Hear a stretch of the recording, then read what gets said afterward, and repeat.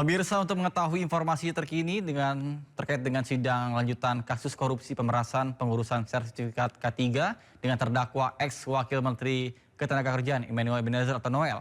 Ada rekan kami Kea Dela Rosa di PN Tipikor Jakarta. Baik, selamat siang Kea. Apakah sidang sudah dimulai dan apa agenda hari ini?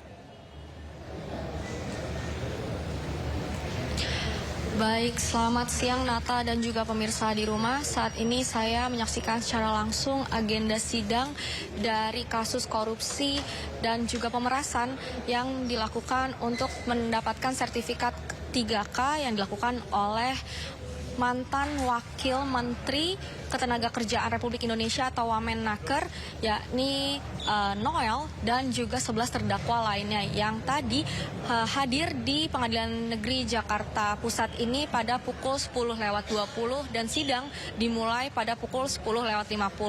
Dan selanjutnya dari agenda hari ini adalah pemeriksaan saksi untuk 3 orang yang dihadirkan oleh jaksa penuntut umum dari pihak Komisi Pemberantasan Korupsi yang diduga ketiga saksi yang dihadirkan pada hari ini ialah mereka-mereka yang namanya ataupun rekeningnya digunakan untuk pengaliran dana pemerasan ataupun korupsi yang dilakukan oleh Noel dan juga 11 terdakwa lainnya. Yang sebelumnya pihak jaksa penuntut umum juga telah menghadirkan 9 saksi lainnya.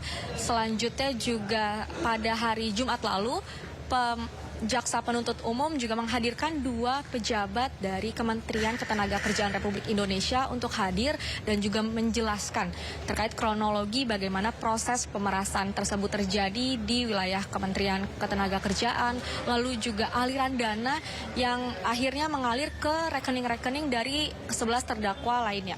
Dan untuk proses dari agenda hari ini tentunya masih berlangsung, yakni pemeriksaan terhadap 3 saksi yang dihadirkan oleh pihak JPU KPK.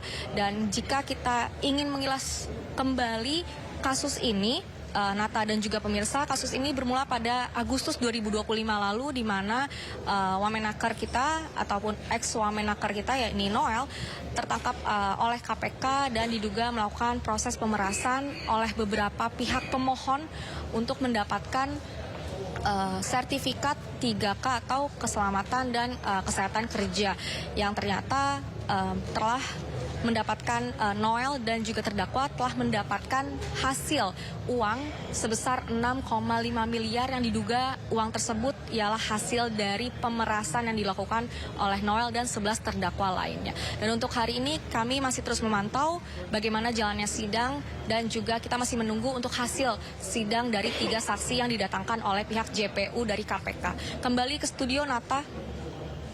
Baik, terima kasih Kea melaporkan langsung dari PN Tipikor Jakarta. Selamat bertugas kembali. Pemirsa, 3 pelajar berboncengan 1 motor diduga menyiram air keras ke pelajar lain di Cempaka Putih Barat, Jakarta Pusat. Akibatnya 2 pelajar terluka dan harus dibawa ke rumah sakit.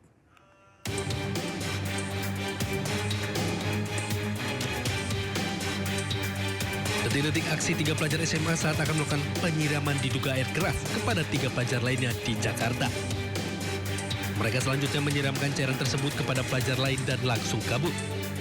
Ketika korban panik dengan aksi penyerangan yang terjadi tiba-tiba itu, Kasat Reskrim Polres Metro Jakarta Pusat, AKBP Robi Heri Saputra, mengaku telah menerima laporan dari orang tua korban. Dari hasil pemeriksaan sementara, penyiraman air keras mengakibatkan korban mengalami luka di bagian kedua mata. Sementara rekannya yang di tengah, seragamnya hangus terbakar.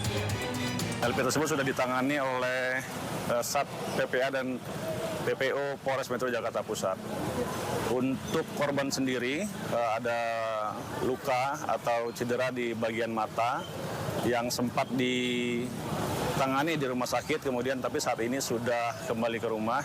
Namun mengingat dari keadaan korban sendiri masih belum siap untuk dilakukan pemeriksaan oleh kepolisian. Saat ini polisi mengejar ketiga pelaku yang telah dikantongi identitasnya.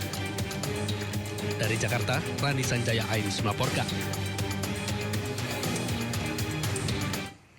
Bermodalkan kartu sakti, Ibu Bayangkari pamer lolos dari razia polisi dan videonya pun viral dan menuai kecaman dari warganet.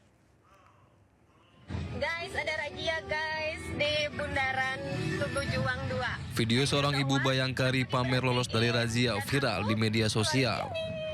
Dalam rekaman video, ia mengatakan bahwa dirinya lolos dari razia usai menunjukkan kartu Bayangkari miliknya. Jadi lantasnya guys, ada razia guys di Bundaran Tugu Juang 2. And you know what? Aku diberhentiin dan aku keluarin ini. Sampai kebalik, ya kan tuh. Jadi lantasnya senyum-senyum aja gitu. Oh, Bayangkari kayak gitu kan. Rahmat Waliansen. Oh ya. SIM-nya ada? Ada dong Pak. Jadi aku bukain dompetku gitu kan. Ya lengkap gitu. Sampai fotonya juga ada. Jadi ya untungnya SIM-nya juga masih hidup dan masih panjang. Jadi aman, kita los. Guys, ada razia guys. Video berdurasi 51 detik ini pun menuai kecaman dari warganet. And you know what? Aku diberhentiin. Usai videonya viral, Ibu Bayangkari ini pun meminta maaf, mengaku tidak berniat menjelekkan nama organisasi Bayangkari dan berjanji tidak akan mengulangi perbuatannya. Jadi Assalamualaikum warahmatullahi wabarakatuh. Selamat malam. Saya Ria Vera Andriani, istri dari Bribka Rahmat Waliansen. Secara sadar, saya memohon maaf kepada semua pihak atas postingan video saya di media sosial yang viral dan membuat gaduh. Saya tidak bermaksud membanggakan diri dan tidak bermaksud menjatuhkan nama baik organisasi Bayangkari dan institusi Polri. Sekali lagi, dari lubuk hati saya yang paling dalam, saya memohon maaf yang sedalam-dalamnya. Dan saya berjanji tidak akan mengulangi perbuatan saya lagi. Terima kasih. Wassalamualaikum warahmatullahi wabarakatuh. Pemirsa, seorang kepala dusun di Kabupaten Jombang, Jawa Timur dilaporkan ke polisi karena terpergok berbuat asusila terhadap warganya sendiri. Menurut warga, pelaku sudah berkali-kali menjalankan aksi bejatnya sejak 5 tahun terakhir.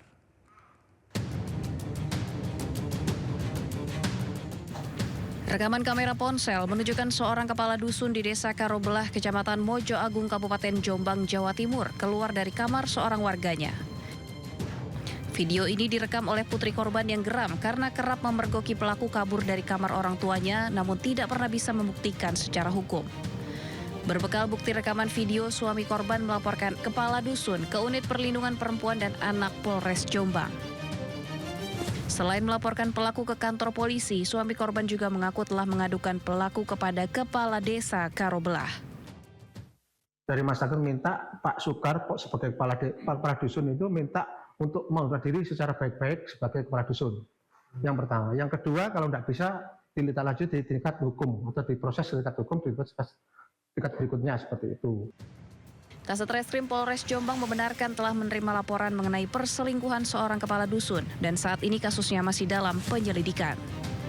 Bahwa sampai saat ini sudah kami lakukan pemeriksaan terhadap 3 saksi dan juga kami amankan barang bukti berupa video di mana video tersebut didapat dari anak korban yang menyampaikan bahwa dugaan perzinahan ini sudah beberapa kali dilakukan. Beberapa tahun lalu pelaku sudah sempat kepergok dan diadili oleh warga. Namun saat itu pelaku membuat surat pernyataan dan berjanji tidak akan mengulangi perbuatannya.